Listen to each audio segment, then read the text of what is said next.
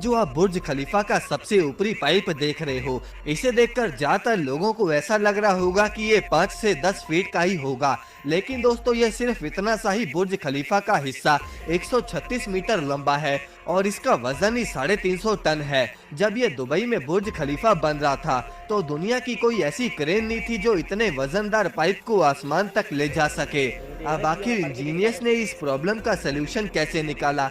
आखिर बुर्ज खलीफा का ये ऊपरी हिस्सा किस काम आता है और बुर्ज खलीफा के टॉप पर लगे इस डिवाइस ने आखिर पिछले 13 सालों से दुबई को कैसे बचा कर रखा है? सब कुछ दोस्तों आज हम आपको इस वीडियो के जरिए बताएंगे। तो चलिए वीडियो को स्टार्ट करते हैं। सबसे पहले दोस्तों आपको बताते हैं कि ये ऊपरी हिस्सा किस काम आता है। दोस्तों, बुर्ज खलीफा के इस स्पायर तक वैसे किसी को भी जाने की अनुमति नहीं दी जाती, लेकिन अगर ये हिस्सा ना होता तो बुर्ज खलीफा की पूरी मजबूती खतरे में आ जाती और इसीलिए मजबूरी में किसी भी हाल में इंजीनियर्स को ये स्पायर बनाना ही था। वैसे दोस्तों, ये स्पायर 4000 टन स्टील से बना है और 244 मीटर लंबा है। और दोस्तों, सिर्फ इतनी हाइट के तो कई देशों में बिल्डिंग्स तक नहीं होती और इसका ये टॉप का एंटीना ही 350 टन का है। अगर ये ऊपरी हिस्सा न होता तो बुर्ज खलीफा की हाइट 30% कम होकर सिर्फ 585 मीटर ही रह जाती।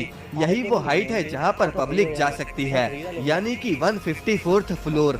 इसके ऊपर से ही ये पाइप शुरू होता है जिसमें 155 से लेकर 163 तक के फ्लोर्स हैं, लेकिन वहां कोई जा नहीं सकता। दरअसल वो फ्लोर्स रहने लायक है ही नहीं, क्योंकि तेज हवाओं में ये ऊपरी हिस्सा ही करीब 6 फीट इधर उधर होता है। अब दोस्तों, ये बुर्ज खलीफा की कोई मिस्टेक नहीं, बल्कि ये बुर्ज खलीफा का एक बेहतरीन फीचर है।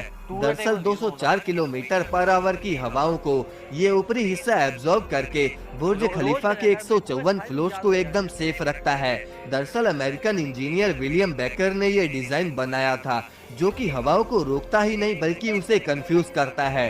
दोस्तों, बुर्ज खलीफा के 154 फ्लोर्स बटरस वॉल के सहारे खड़े हैं, यानी कि 154 फ्लोर्स कंक्रीट कोर के सहारे खड़े हैं और बाकी के ऊपरी फ्लोर स्टील के सहारे। अगर ये स्टील ना होती तो बुर्ज खलीफा के ऊपर से हिलने पर कंक्रीट में क्रैक्स आ जाते, बाकी के फ्लोर्स बर्बाद हो जाते। इसीलिए ऊपर का हिस्सा स्टील से बनाया गया, जो कि हवाओं को कंफ्यूज करता है।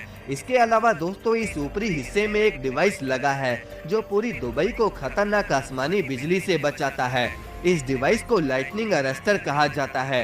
इस डिवाइस में लगा छोटा सा सेंसर बादलों में मौजूद एक्टिव चार्ज को डिटेक्ट करता है और ये लाइटनिंग अरेस्टर उसका ऑपोजिट चार्ज जनरेट करके लाइटनिंग को अपनी तरफ खींच लेता है और इसके बाद स्टील वायर्स के जरिए करोड़ों वोल्ट्स का करंट सेफली पूरी बिल्डिंग को बचाता हुआ जमीन के अंदर चला जाता है।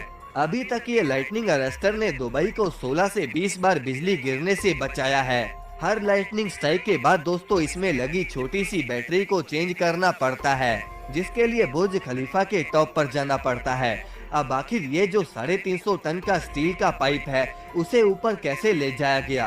कोई भी सलूशन दोस्तों पहले तो इसका नहीं मिल रहा था, लेकिन फिर एक इंजीनियर ने ये आइडिया दिया कि इस स्टील के पाइप को बुर्ज खलीफा के अंदर ही क्यों ना बना लिया जाए और इसके बाद इस पूरी रॉड को छोटे छोटे हिस्सों में बनाया गया, ऊपर ले जाया गया और फिर इसे बुर्ज खलीफा की चोटी पर असेंबल किया गया।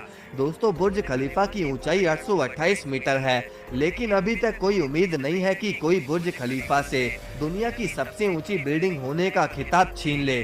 सऊदी अरब के जेदा टावर की कंस्ट्रक्शन कई सालों से बंद पड़ी है। कुवैत ने बुर्ज मुबारक नाम से 1 किलोमीटर ऊंची बिल्डिंग का प्लान बनाया, लेकिन इसके बाद ये काम शुरू ही नहीं हुआ। दुबई में ही एक नखील टावर बनाने का फैसला हुआ था, जो कि 1000 मीटर से भी ज्यादा ऊंची बिल्डिंग होती। 2009 में इसकी कंस्ट्रक्शन शुरू भी हुई, लेकिन अगले साल ही काम बंद हो गया। क्या लगता है दोस्तों आपको कि क्या कभी बुर्ज खलीफा का रिकॉर्ड टूटेगा? कमेंट करके हमें जरूर बताएं और इस वीडियो को लाइक करके चैनल को सब्सक्राइब जरूर कर लें।